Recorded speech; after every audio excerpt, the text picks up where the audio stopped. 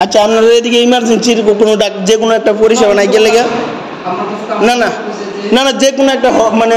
আউটডোরে যাইব এমন তো বিষয় না। ইমার্জেন্সি তো কোনো ডাক্তার না গেছি আর কোন লাইন দিয়েছে আমি আউটডোর দেশে ডাক্তার দেশে বলবো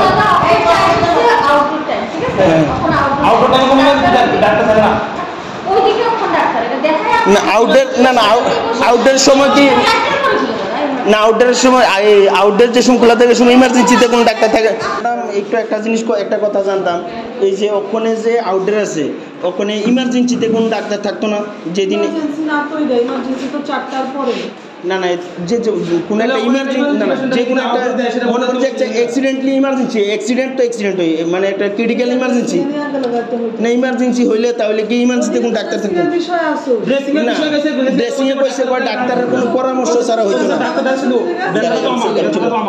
না না না না কইতাছি যে ওইখানে গেছিলাম ড্রেসিং করার লেগে প্রথমে গেছিলাম ইমার্জেন্সিতে গেছি পরে এই দাদা কইছে যে তোমরা ড্রেসিংয়ে যাও গেছি পরে কইতেছে ডাক্তারের পরামর্শ ছাড়া ডাক্তার যেইভাবে ডাইরেকশন দিব আমি এইভাবে কাজ করব। আমি কইছি ইমার্জেন্সিতে তো কোনো ডাক্তার নাই তাহলে কীভাবে হইব এটা কইতেছে হে করতো না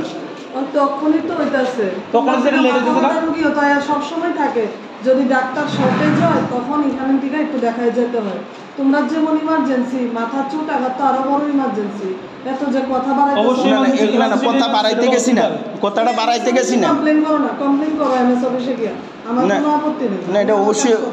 বাকিটা তো আমি পরে দেখলাম কথাটা কি তো বুঝছেন না আব্দুল কাদের